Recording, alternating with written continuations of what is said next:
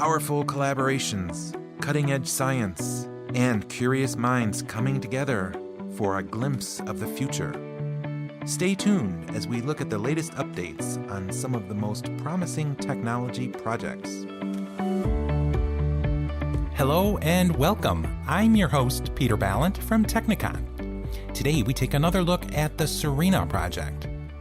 Our communication needs in the not-so-distant future will dictate faster data speeds and much higher bandwidth than ever before. 5G is definitely a solution to deliver faster, higher quality video and multimedia content services, but there is still quite a bit of work to be done. We will see new, smarter, and more efficient antennas delivering these signals. And this is where the SERENA project comes in. Partners in SERENA are looking at using gallium nitride alongside traditional silicon to enable beam steering antennas. Their goal is to develop an architecture which is small and cost-efficient with robust thermal management schemes. Today we speak with Christian Fager, a professor from project partner Chalmers University of Technology in Sweden. Welcome, Christian. Thank you. Let's start at the beginning, the need for SERENA. And I will preface my first question by saying that SERENA is about active antennas for millimeter wave communications and sensor systems. This means that SERENA is contributing to building the infrastructure for 5G. But tell us a little bit about the need here. I mean, how important is millimeter wave or very high frequency for 5G communications? And why won't today's technology work for tomorrow's solutions? Thanks. That's a very good question. And it's a question many people ask, actually. Why do we need to have new bands or millimeter wave bands? What is the benefit of that? And there are many answers to that question, and the most straightforward answer is that at the millimeter wave frequencies we have bandwidth, or they're not used so much for commercial applications as the low frequencies are. So there are chunks of bandwidth available for communication. Getting high capacity is about having bandwidth available, and at millimeter wave frequencies we do have more bandwidth available for our use. Well, that's one aspect of it. And it doesn't mean that millimeter waves will replace the lower frequencies for communication. Actually, there's a lot of things to do also at lower frequencies. And that is something we should not forget when we talk about 5G. But as an important complement to boost the capacity, millimeter wave frequencies and the wide bandwidths available there will contribute to improve capacity and throughput when needed and in areas where high capacity is needed. So it should be seen as a complement and a capacity boost to incorporate millimeter waves in future 5G systems. Okay, so these lower frequencies, these aren't going anywhere. The millimeter wave, for example, is sort of a boost for the existing infrastructure. Well, there are lots of things that could be done and will be done in 5G also at lower frequencies. But millimeter wave frequencies has the inevitable advantage that we do have more bandwidth available. I mean, it's already very pushed to the limits what you can do at low frequencies. At high frequencies, millimeter wave bands, we do have higher bandwidth available, and wide bandwidth means higher capacity. So it is really opening up for new possibilities for increasing the capacity, which cannot be obtained if we only stay at the lower frequency bands. I see. So when we talk about millimeter wave communications, we talk about antennas that require a lot of electronics in a small space. And of course, this configuration generates heat. But we talked offline and you said you're not working to reduce or manage heat. Can you tell us more about that? Yeah, it is true. I mean, millimeter waves, even in the name, it says millimeter wave. So it's about the waves having a wavelength on the order of millimeters. And in antenna systems, and in particular active antenna systems, or electronically steerable antennas that will be used in millimeter wave bands, the separation between antennas is in the order of wavelengths. That is, we talk about millimeters between the antenna elements. And an antenna is not making up a system, and you need to connect electronics behind each antenna. So as you mentioned, having lots of electronics behind each antenna in separated only by millimeters apart is really creating huge challenges when it comes to not only the density itself, but also the heat that it produces. And the heat, I should say, is caused by the fact that the electronics are not 100% efficient. They're not efficient at lower frequencies either, but at the millimeter waves, the efficiency of electronics, in particular the millimeter wave radio frequency electronics, is really much lower than at the lower frequencies. So not only are the electronics more densely packed, they're also less efficient and therefore dissipate more heat. So heat dissipation in electronics is really a big challenge in realizing or in exploring millimeter wave bands for communication and sensing.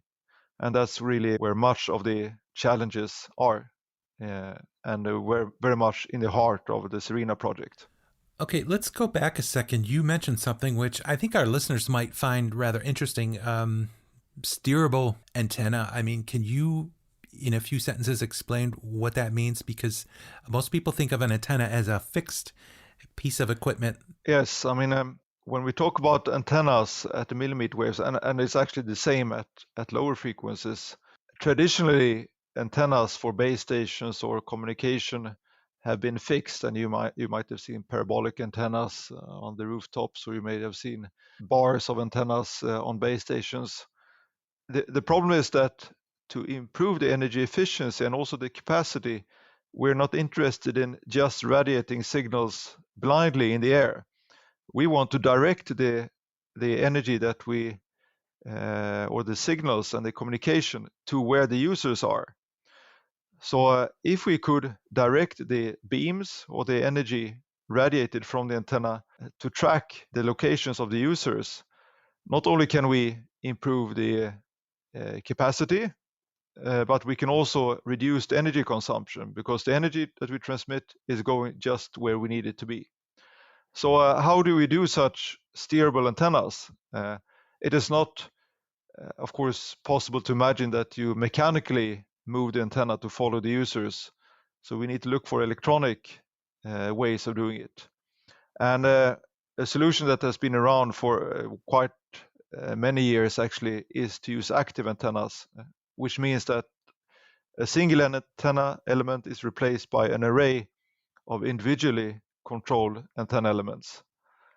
So by controlling the phase delay and the amplitude of those antennas, of the signal being radiated from those antennas, effectively we can generate the equivalent of a larger antenna, but with properties that could be steered electronically. So we can electronically steer the beam of the antenna to where the users are by having an array of antennas with phase shifters and amplitude control.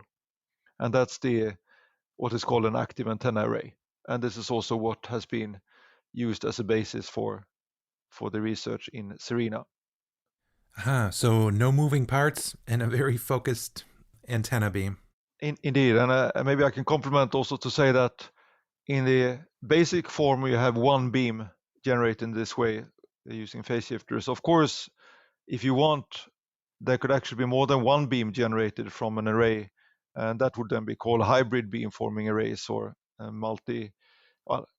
eventually MIMO systems. But the basic form is the phased array, where phase shifters are needed and where the beam is electronically steered by adjusting the phases of the signals being transmitted. Okay, yeah, makes sense. I'm wondering, what sort of things have you been able to produce or make or test? Yeah, so the SERENA project is about realizing, in the context of active antenna systems for millimeter wave frequencies, we face a number of challenges. I talked about the heat dissipation, but another challenge is the fact that the output power is not high enough quite often. Yeah. So in the SERENA project, we addressed that problem by not using one single semiconductor technology, but a combination of semiconductor technologies. We use low power silicon-based or silicon germanium-based electronics to generate the signals and do the phase shifting, etc. all the signal generation that is needed to realize the active antenna array. But the problem is that the output power from silicon devices is not sufficient. We want to generate more output power, and that's why it's interesting to combine silicon devices with gallium nitride technology. Gallium nitride is an emerging semiconductor technology that offers higher output power, but also higher efficiency than silicon. So the combination of silicon and gallium nitride is really what we're looking for. And that, if we could do that, which is the target of the SERENA project, then we can get higher output power, further reach, and also higher capacity of the system. Well, so the challenge now, and that's really the core of the SERENA project, is how to integrate those components.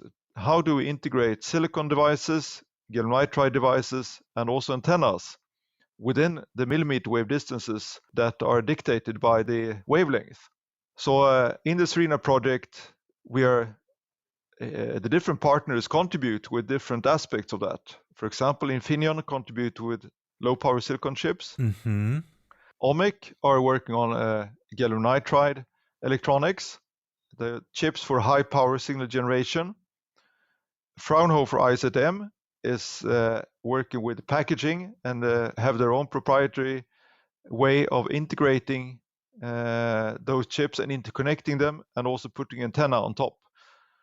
So all those parts have been realized in the SERENA project. Low power chips, high power GaN transmitters, and a packaging module by Fraunhofer. So in terms of hardware, these are the components that have been realized. And I should say that the composite package that has been produced with all those components has to be put in the context of a communication system.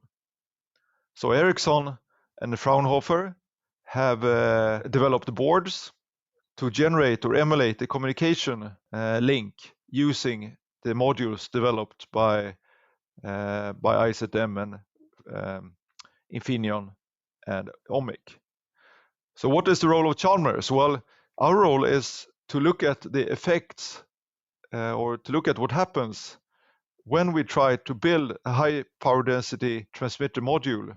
What is the effect of the heat concentration? How does that impair those heating effects and the mechanical properties and the electrical aspects? How do they come together, and what is the implications on the communication performance when we integrate things so hard? So our task is about the modeling and prediction of how things work together. That's our role. So there you can see how the different partners of the project collaborate about various aspects in this project. Yeah, and that's a really great overview of the consortium and some of your industrial partners. Thanks for that. Yeah. And I should say that here I talk about communication. We also mentioned sensing. So I think another important part of the project is using the same modules also to look for higher frequencies and radar applications, because it turns out that exactly the same challenges and requirements are also needed in future sensor systems. And I think that's also an important part of the project where FOI and others are contributing, just to get that clear. And when we talk about the tangible parts or the things that have come out so far, it kind of makes me wonder, speaking realistically, when would one expect to see results from SERENA as a viable commercial solution? Yeah, that's of course very difficult to answer directly or exactly, but I think that the need for increased output power in particular 5G millimeter wave communication applications is really important, and there's a strong commercial drive from operators to telecom operators to reach further with their base stations, and also to improve the capacity of the communication system as a whole in the offering that, for example, Ericsson and others do. So I think that if things go as we predict from the project here, that we successfully manage to integrate now at the end of the project or just after, to integrate those electronics into a module, then I would say in the order of maybe 2 to 3 years after the end of the project, that's where I think commercial exploration of this the exploration of these results in products could be seen. It's actually quicker than what I anticipated, but yeah, I mean, this is my estimate, but I mean, this is a commercially driven thing, so it's very difficult to know what happens. But if realistically, I think that could still be in that time span, around 3 years or so.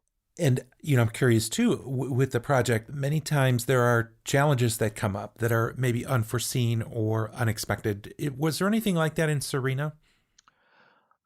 Indeed. I mean, there are all parts, even though the partners are extremely qualified on their separate parts. I mean, the chips, the individual chips, for example, electronics, they are not the main challenge, I would say, or the packaging per se. But the challenge comes when putting it all together. And I think what we have seen is, of course, the challenges of dealing with the heat dissipation, where, as we already touched upon, there are even simple things that can become complicated. For example, how pads on one chip should interface the package, which has not been tried before. Even all those small steps that have to be evaluated take time. Or even the system board. How do we place this module on a PCB board, and how do we make the cooling and the interfaces to existing test beds? All those tiny parts are all engineering challenges that have to be addressed in reaching the goals of the project. But I think that looking back and also considering the challenges that the COVID situation has put when it comes to lab access, etc., I think we can be very proud of where we are in the project now, seeing that all parts are being available, and we are really approaching by the end of the project a situation where the things can be put together and finally evaluated in a communication experiment. But I think there have been many small challenges that have been necessary to address in the project. So I think that, as usual, this is the problem. Yeah. The challenge comes when you try to put things together that work one by itself. Well, the challenges are always there, but having an effective consortium like you do really helps to address them rapidly and efficiently. Thanks for sharing your views of SERENA today. This project certainly is paving the way for a 5G world, and we look forward to the results. Thank you very much for arranging this interview. I think it has been very good to have the opportunity to share a little bit of my thoughts on the developments and the challenges in this exciting research area. Happy to do it. For more information about SERENA, go to serena-h2020.eu. The SERENA project has received funding from the European Union's Horizon 2020 Research and Innovation Program under Grant Agreement number 779305.